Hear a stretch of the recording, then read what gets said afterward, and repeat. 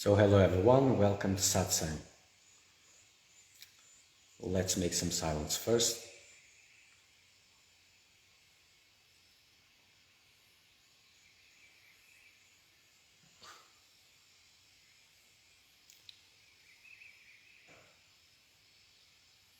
Silence is the most important.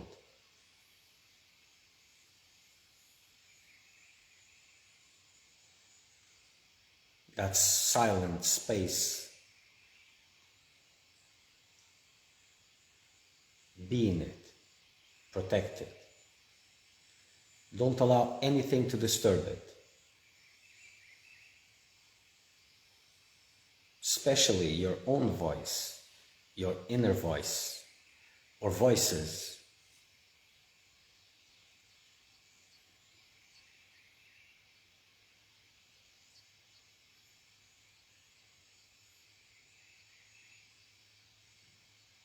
Don't allow thoughts to disturb.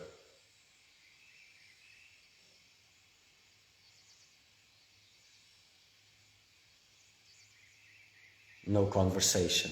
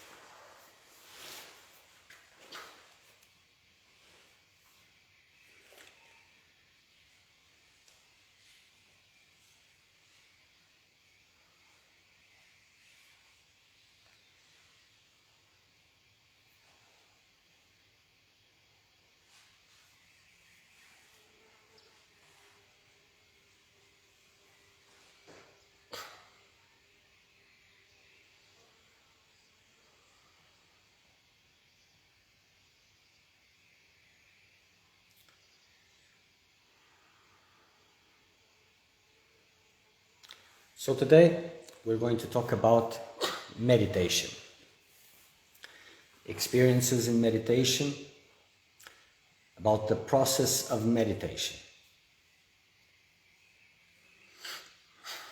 Usually the tendency, the outlook, the approach to the practice of meditation, the expectations that lie underneath, especially at the level of the psychological experience of meditation. It is about finding a safe base, something solid to give support, to support you, for you to feel better, on the right path, growing, being more happy, more full. So all of these things are there implicit in more or less every investment, every human investment. It is always an investment to improve. To improve what? To improve that lookalike identity, that character, that which you believe to be you. Even if you've heard about or you have had some experience that gives you a hint or a clear vision that you're not the body nor the mind, but still at this level, everything starts by this, with these things underlying.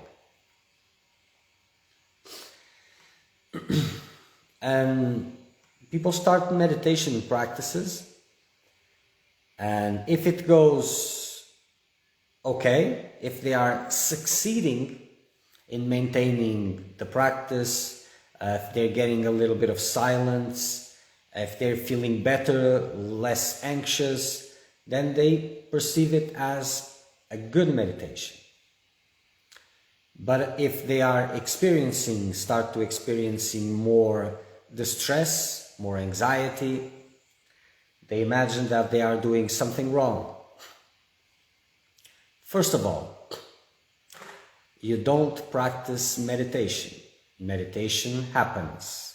You practice concentration. It is different. Meditation is something that it comes by itself when everything is in its right place. So concentration is allowing for something bigger to manifest, that which is beyond the realm of control, of action, of personal will.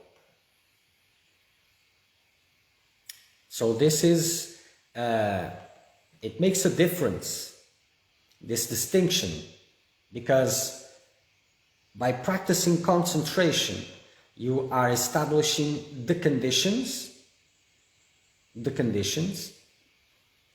nothing else. So the actual result has nothing to do with you. It's not in your hands.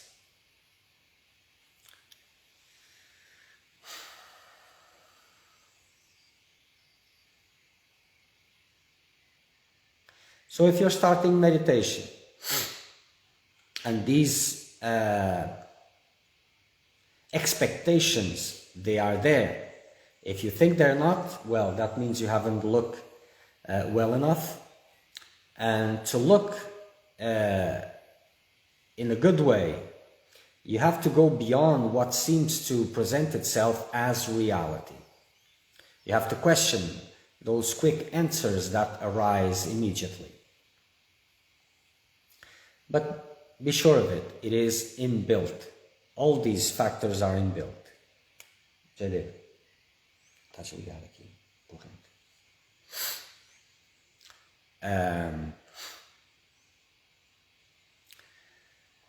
And as you start your practice,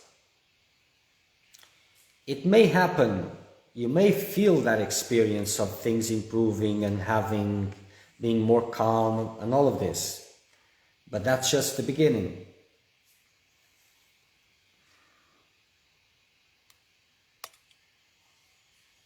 No está.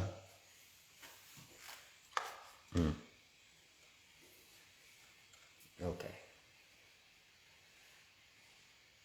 No.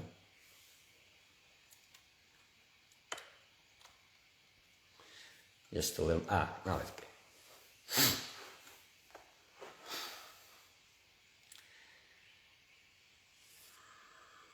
So for this meditation practice or concentration that aims liberation, because motivation makes a big difference, circumstances play a huge role into this. Circumstances, the 24 hours of the day, in the way that it is used, it makes a big difference. You see? Because if during your day, if your time is being spent in a way to improve life, to expand security, maintain, preserve security, if you're still after relationships and all these things, then be sure that your meditation is serving also these purposes. So the reach that it can have, it is very short. It cannot grow much more than that. So it will be difficult to increase the span of time that you sit for meditation. And, well, you will eventually confuse it by that feeling good that you are having, because it is like this. The beginning is just a superficial establishment of this superficial confusion. It's like your physical body creates waste through the food that it eats. Then the waste has to be put out. The mind, the same. All these aspects create some waste that has to be cleaned. If you're not cleaning this, agitation is building. If you do a little bit of meditation, it will clean this superficial waste, and you will feel a relief, you'll feel better. But that's all. Liberation, the aim of liberation is something different.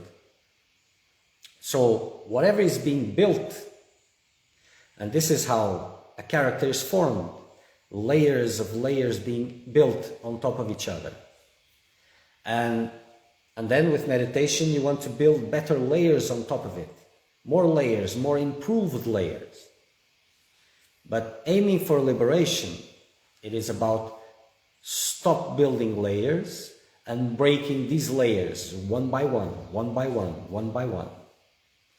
Each layer is vital to the character. It is there because he believes that this gives safety. It is the structures of the world where he has purpose, where he belongs. So the more you intensify your practice of meditation, you start going through beyond this first superficial cleanse, and you start diving in. As you start doing this, and as this is really countering delusion, the world of this character, revolt will be there. Your revolt. So everything will come for you to stop that intense focus. Either your inner voice, inner chattering, and whatever is coming there, it is very important, it is very useful. Because if you're not identifying yourself with the noise, you can observe it and know and have a clear glimpse of the structures of your delusion. Because a lot of things will come, a lot of negativities especially. And with the vision of those negativities, you will have the vision of the deep underlying beliefs that are there and what you need to experience, because those negativities are telling you what you need to experience. They are part of this character, they are part of the world that you're experiencing, they are a part of your images of happiness. By contrast, they are a part of who you think you are. And to see this, it is crucial in your process of liberation.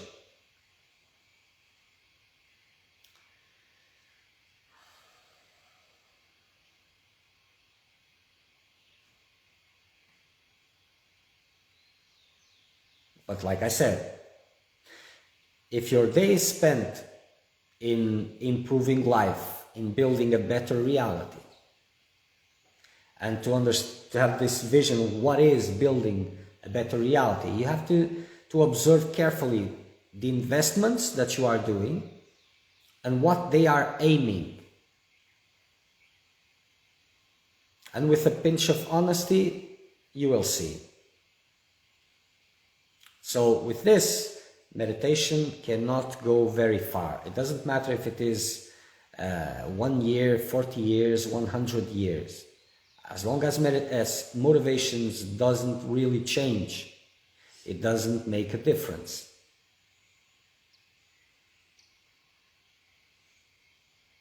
And usually the idea is, first I will establish myself, I will find some safety, then I work on my spirituality. And that is not the best way.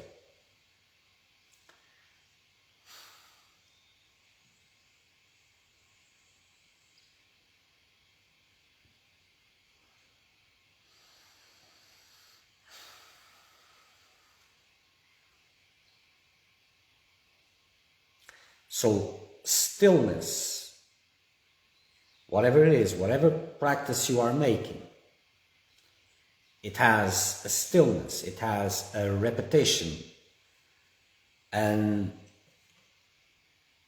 personality, the character, it is made of ups and downs, of fluctuations.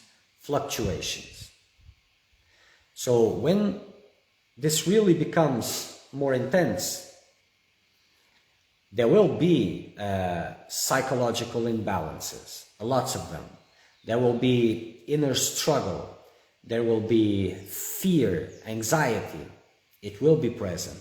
It will emerge, arise from within. And this is a good sign. It is more difficult because you tend to follow these things, to be dragged with them. So this is where you need to make the difference. Not letting yourself go with that. Observing these things instead of being these things. But these things will be there in a cyclic manner.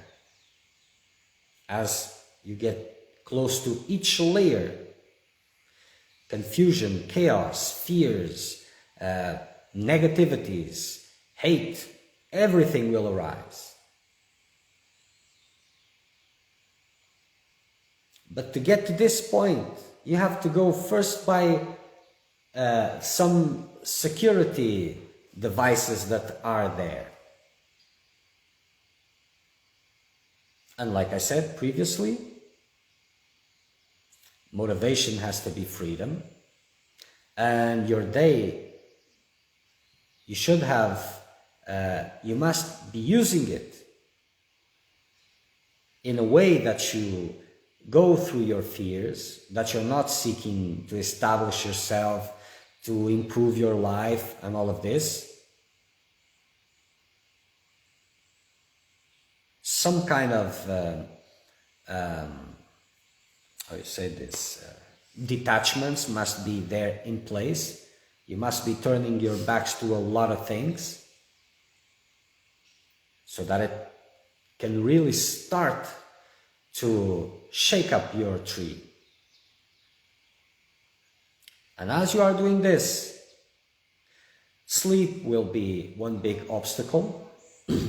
Usually it is the obstacle that comes when everything else is in place. So when you establish everything which is in place, that allows for the practice to deepen, there's no more big distractions, maybe just a few small ones, but for this moment, these are the best conditions. Then sleep comes to disconnect you. To overcome this, a lot of willpower has to be there, and you have to persist and to persist and to persist and to adapt, to make whatever is necessary to maintain yourself alert.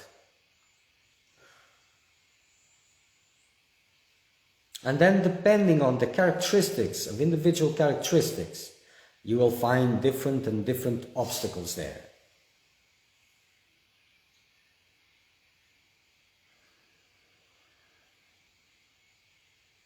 The most difficult moments is when the crisis is at its peak. But that is the most important part of the crisis.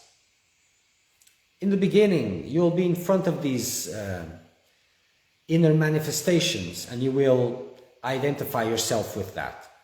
That's not useful, that's just a little bit of the same. Then you will start observing these things and trying to create a distance.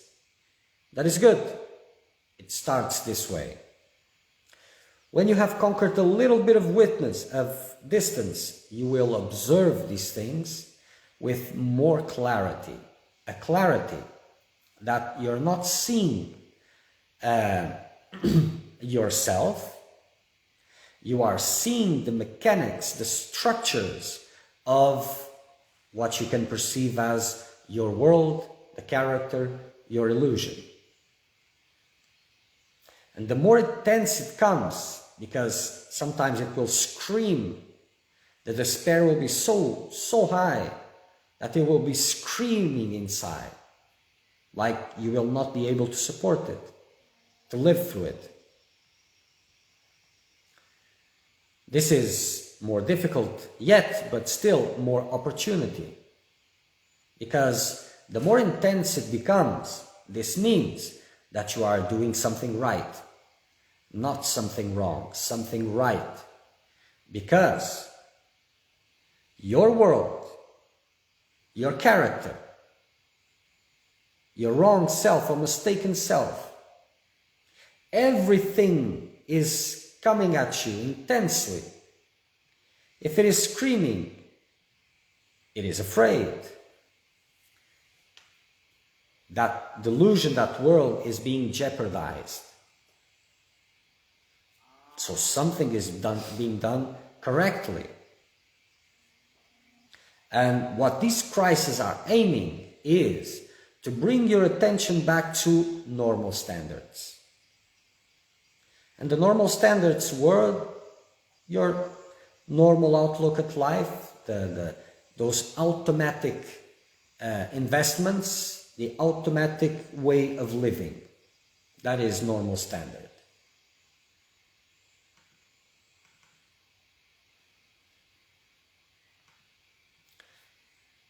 So during the practice of meditation, I will not say concentration again because it's an expression. What matters is the technique and nothing else. Whatever the technique is, that is the only thing that matters. And nothing else. You see, when you're practicing meditation, there's this inner space of perception. And this is where everything happens. And nothing else should be allowed here, apart from the practice of meditation. And it doesn't matter what is coming up. That voice, or those voices that come in your mind, They are not yours, not you. Sometimes the voice comes to tell you to stop that. Oh, I can't take it anymore. One voice. Oh, this is good. I'm liking this. One voice. No, none of these voices. Oh, I will do my best and I will put this and this and this. Oh, I can't do this. This is not for me. It is too much. It is unbearable. It is too much suffering. None of these voices are yours. To believe the sweet voice or the bitter voice, it is to fall into distraction again. Is to go back to normal standards. You see? People usually live in automatic. And as they are deviating a little bit from their story, from their movie, then something intense comes, intense for them, like a shock, that brings back focus again. Focus in those automatic structures. So these intense experiences in meditation, these inner experiences at this psychological level, as you focus more and more in silence, that means the absence of nurturing, of food for the illusion. Illusion rebels, and make no distinction. It's not just you or the notion of I and the world. Everything is the same. So, for example, you try to establish meditation in your place, in your home. The noise of the environment, the activities on the environment will start disturbing that practice. They are not so much different of these inner noises. They have the same aim. So you have to go beyond this to maintain, to persevere. How do you say this thing? How do you say? To continue no matter what happens. Building this resilience and not letting yourself distracted with all these fluctuations, inner fluctuations. If it is random thought, if it is concentrated thought, if it is positive thinking, delight, if it is negative thinking, it is just all noise, unneeded noise.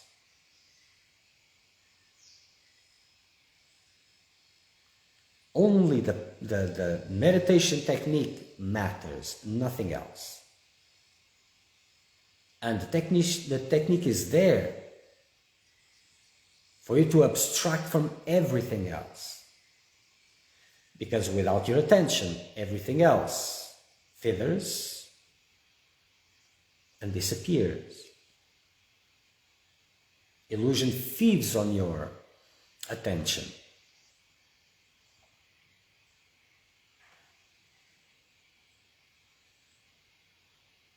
So your mind has to become like a TV that has no image. Nothing is allowed there.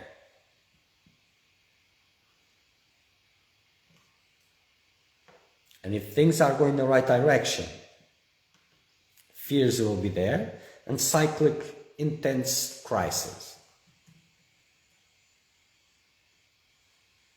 And they have the power to make you go deeper if you persist, if you don't identify, if you make the best use of that moment to see a little bit of of the mechanics of your world, of your delusions, or it has the power to take you back to normal standards. So in the beginning, this is what it happens. If meditation starts bringing more agitation, people will say usually, oh, I must be doing something wrong. I have to stop. Or this is not for me. If they have someone explaining these things, they will say, oh, okay, so it's not for me. And they go back to normal standards.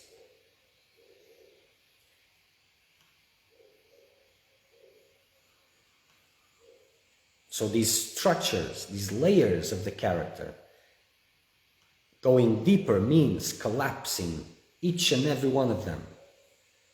There are some layers easier than others, and meditation has an intelligence of its own. For your part, you just need to persist and to put things into place, to understand the investments you're making in your life and make it aligning them with the goal of meditation, with your quest for freedom. Because if you're pulling to the right and you pull to the left, you more or less will continue in the same place.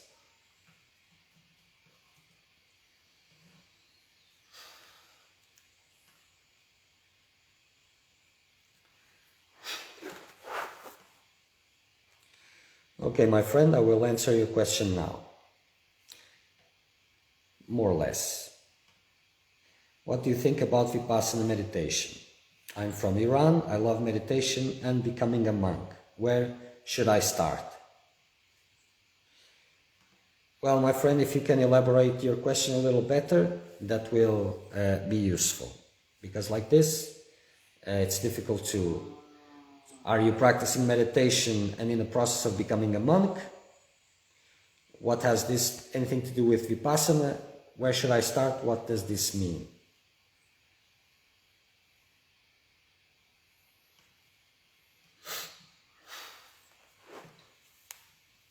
Vipassana is actually a very good meditation technique because, well, if practiced in the correct way, you will have a very quick glimpse of the nature of what you call reality, of physicality.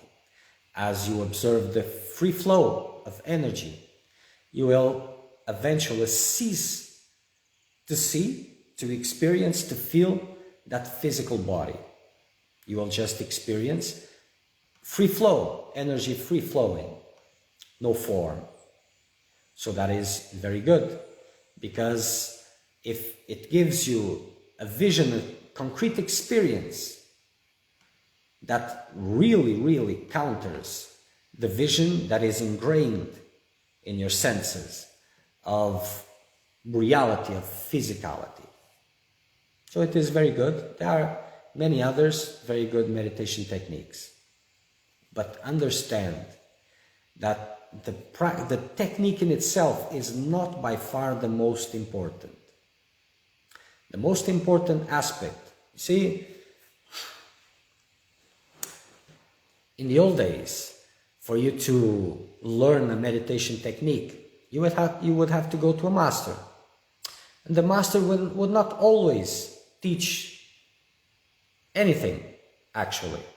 Even meditation techniques, he would probably expect some time before he would teach a meditation technique. Why is that? Well, because he was giving the opportunity to see, so that the reality would manifest, if there was any purpose on teaching a meditation technique, if there was a seeker of truth there. At least some hints of this. Then that meditation could be taught, and then a lot of evolution still has to take place, a lot of work. But if the primary stages are not there, what is the point? Today, you can learn meditation technique, all meditation techniques everywhere. Just go to the internet and you will find it explained, detailed, you can see it and all of that. But if things are not in the right place, that will not make much of a difference. The meditation creates a certain circumstances.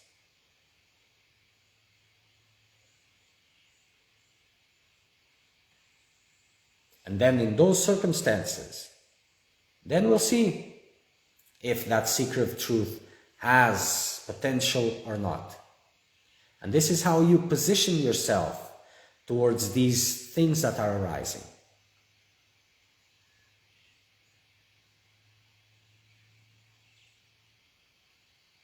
Some say, I think I don't know how to meditate. Of course you don't.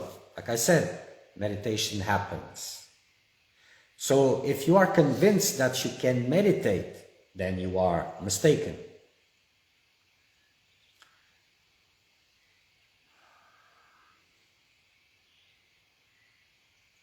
So humility is a very big part of the spiritual practice. It is that which really allows you to grow. In the absence of any other quality, if humility is there, or if you're working for it, then you still have a chance.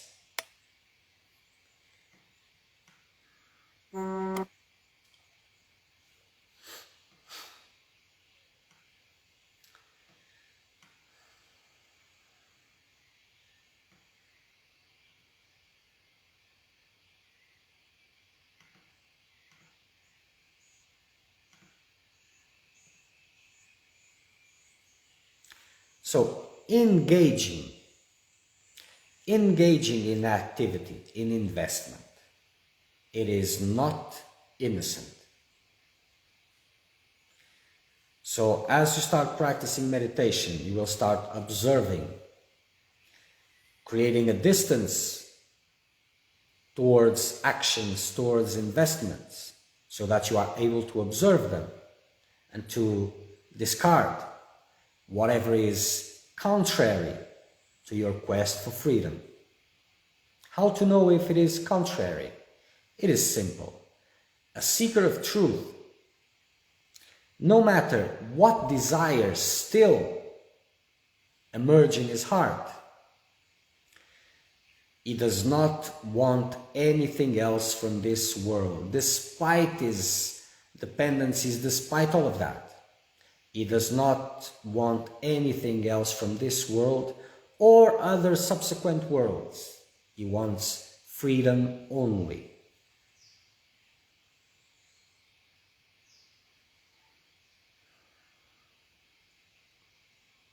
This is the standard. Of course, you will not find this standard there. You will have to raise yourself to this standard. So whatever investments are there, it will be easier and easier as you progress to see what's behind that. What are the needs? If it is about safety, being accepted, and all of these things, then it should be cut. The more you do this, more intense meditation becomes. And the more chaos it emerges, and you are able to maintain a distance from it, the more the fire will increase, the more the vibration will raise, and your meditation can happen, can install itself.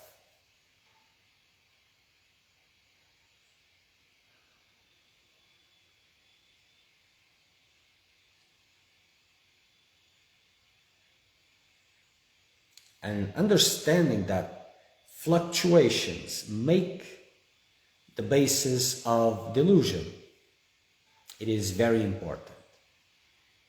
And to maintain a mind balanced, untouched by opposites, unimpressed, is very important. And detached, because in these cycles, you will live all these phenomena that you live in the normal way of perception. So there is a cycle in meditation, which is from the highest point of bliss to the lowest pitch of despair, darkness, pain. And these cycles sometimes are more intense one than others, but they will come as unbearable. And also, by contrast, the most uplifting, most beautiful, and it is part of the same cycle. So as you reach the lowest part, the darkness, you must maintain a distance, observing these things but not identifying or struggling to maintain a distance. And as you reach the highest realms of paradise, also the same detachment. Because next hell will come again, and then heaven comes again. If you're attaching to these things, it is easy to get attached to paradise, very difficult to get attached to hell. But aversion to hell is the same thing as attachment. And as one is there, the other will be there. So when chaos starts to come, suffering, you tend to move away from that, to stop it in some sense. For example, those who are paying their attention to this, and they are not really running from that experience consciously, what will they do? They will overeat, for example, to stuff themselves so that that fire is put down. There's a lot of ways to sabotage your practice. Food plays a very big part of it. Big. If not one of the biggest.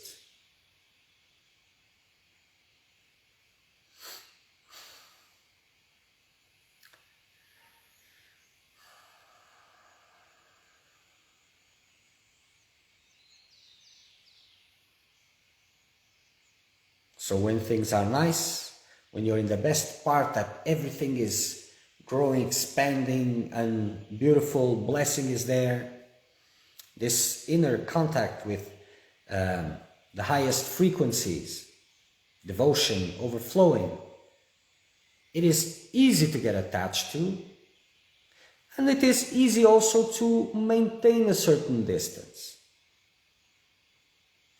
But when you go to hell, it's not easy to maintain normalcy, to maintain yourself stable, focused in the practice.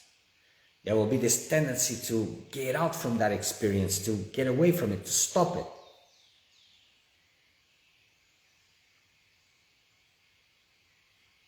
And as long as one is kept, if you're keeping aversion, then you're still impressed and still subject to be impressed.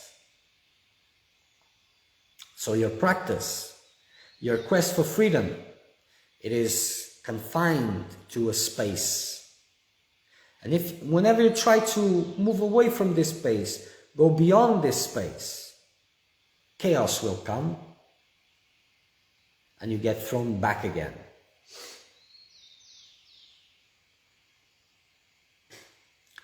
In your practice, what matters only is the technique, nothing else. No inner chattering. The same voice that comes and says, oh, but let's do this like this, it is good, like being a part of the process, trying to help the process. It is the same that will come to stop it, to be against it. So these voices, they are not you, and they are not trustworthy. Silence is trustworthy. the technique that you are practicing. It is the only thing that matters. No judgments, no evaluations, especially during the practice. Silence is sacred. The technique is sacred. There cannot be any room for those voices. And whatever comes, whatever is manifested, it is trying to take a part in that silence, in that stillness, to disturb that which is being planted and growing. So there's nothing to evaluate, nothing to judge, just bringing attention back to the technique.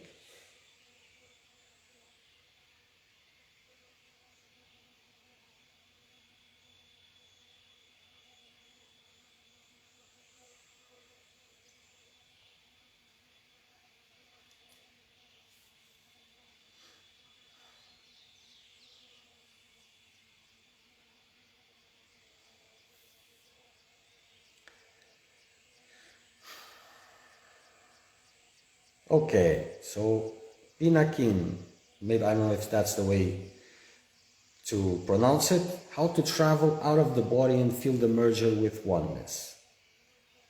Well, what we're talking about is about merging with oneness and transcending the physical body.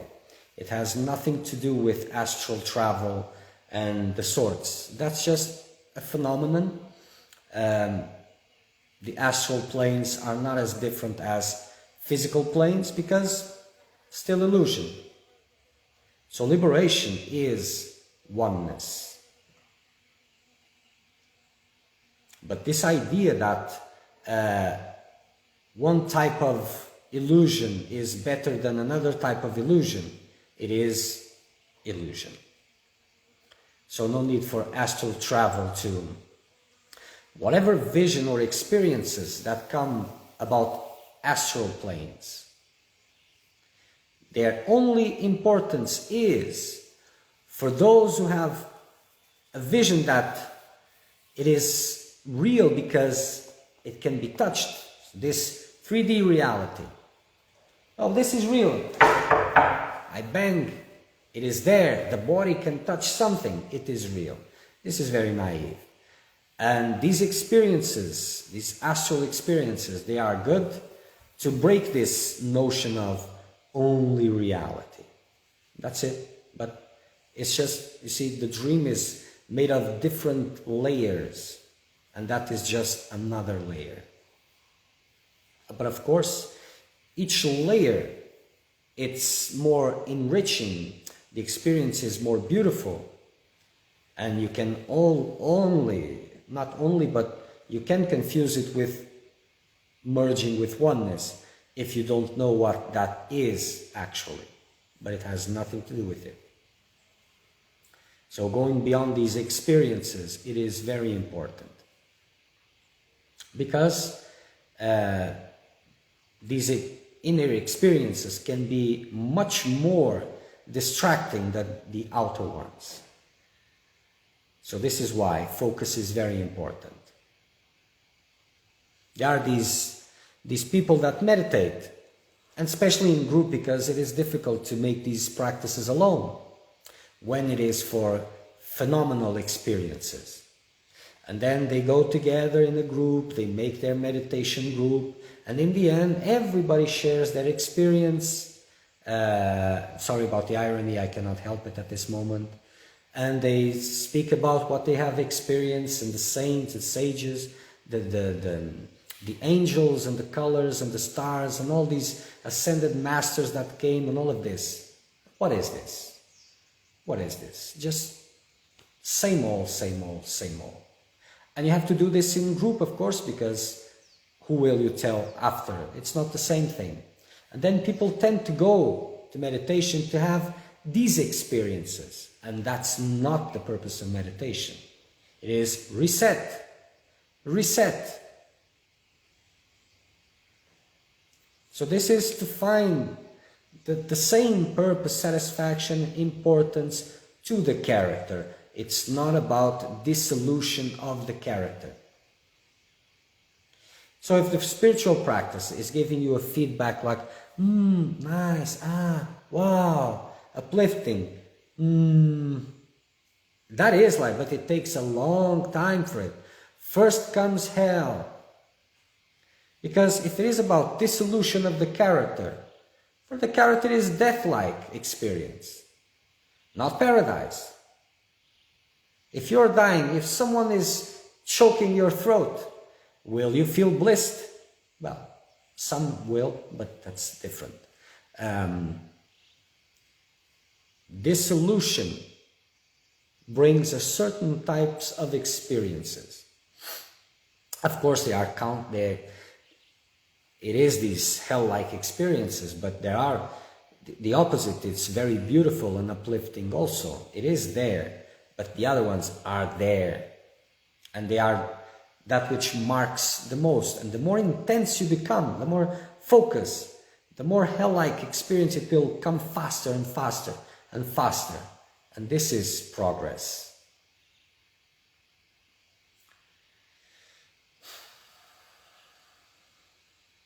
But if it's just hell, hell, hell, hell, hell, hell, hell, that means also you have not closed the cycle yet. It can take 5 minutes, 2 months, or 1 lifetime, 10 lifetimes to just close a cycle. Because closing a cycle is very dangerous. Dangerous in the sense that if you see it, you will understand a little bit more of the mechanics of deception. And it will be more difficult to keep you distracted. So if it's just heaven, heaven, heaven, no hell, then you haven't closed the cycle also. If it's just hell, hell, hell, hell, no cycle has been closed.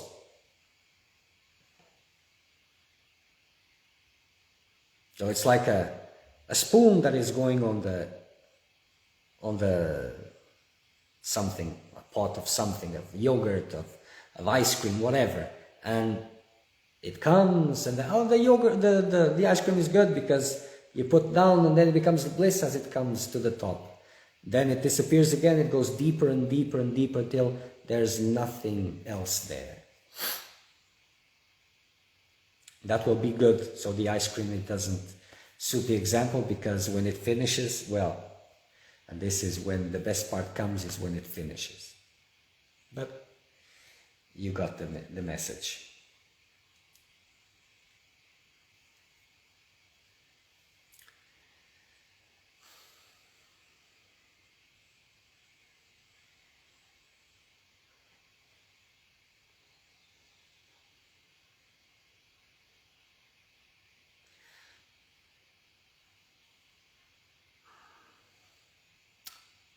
How you say this?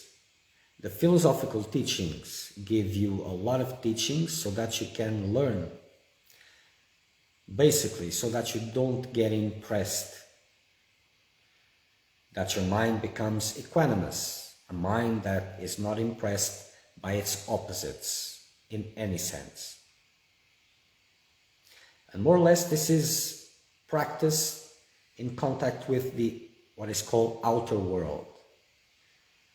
But this reaches its climax of importance in these inner experiences of your spiritual practices. Sometimes evaluations are needed, trying to understand something. There is this urge to understand, because understanding is a way to avoid suffering. If it wasn't for that, it wouldn't be that important. So sometimes people have to try to figure things out. But in meditation, you have to trust in the process. And whatever is there to be understood, it will come.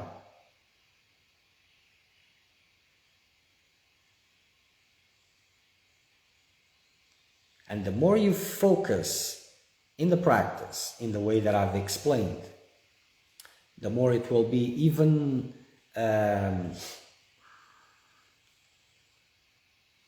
how do you say this? It will not be a pleasant experience in the sense that the character will not be as eager to practice. He will feel some, but this will change also.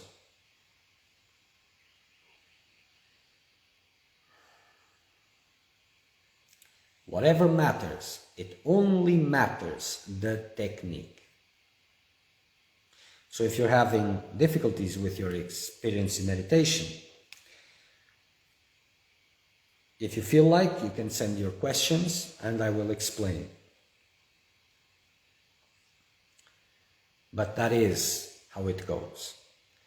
So dissolution of the character, it will be a troubling-like experience. It will be difficult. And it will come again and again and again and again and again and again.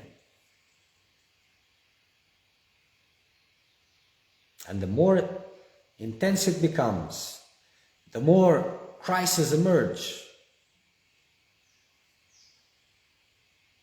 the more it is growing. So for beginners, it is said in yoga, choose a meditation that you feel comfortable to practice it. And this has a point. Because if you feel comfortable to practice, it is more possible that that practice can start and continue. And this will create the habit of meditation. It will create the sanskars for meditation. And that will help you in the long run. What is this long run? When things become more difficult, when things become more intense, the way I was explaining it. Then you will have the habit of meditation to help you to continue to persist, and this is very important. But this outlook will change because in the beginning, you will like to meditate. Why? Because of greed, of spiritual greed. Greed in some sense, because the expectations that it will improve, that you'll be happy, and all of this. Not because of freedom, but because of well-being. So the mind is moved by greed. It is normal. And so in the beginning, a technique that your mind likes to practice, it is good because it will build the habit. And the habit will become strong and it will help you when the storms come. But it is when the storms are coming that things are really getting alive, intense, they are progressing. But this first, I like this technique, so I will practice it. This cannot take you far. It has to be replaced sooner or later with better motivations, much better. Because hell will be there. Whatever is there that has the power to make you go back to normal standards will present itself when your quest for freedom becomes serious. And not serious in the sense that you believe it is serious, but when it actually becomes serious. And you will see this because a lot of things that were important stop being important, and because revolt will be there. The world outside will start coming at you in different ways that will awaken the deeper fears so that you stop with all of that. And from within, also the same thing.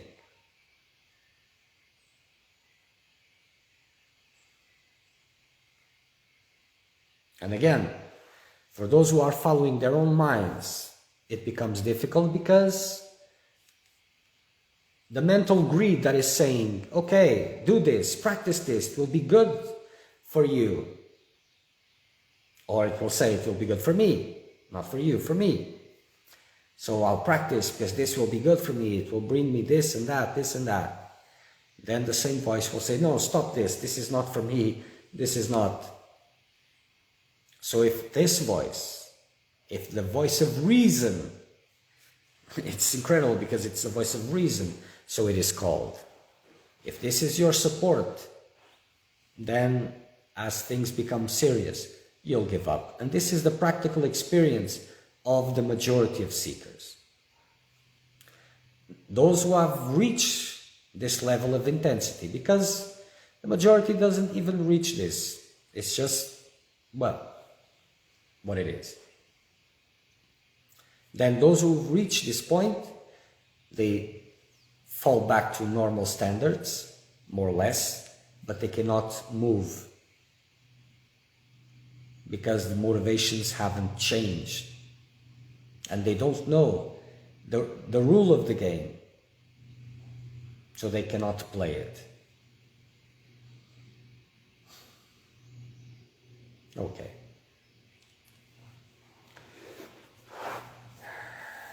So next satsang will be Wednesday, 9 o'clock in the morning, UTC -3. Till then, if you have any questions, you can send and I will answer them. Okay. So lots of meditation techniques, Vipassana, Kriya Yoga, mantras, all of this is very good practice, very good practice.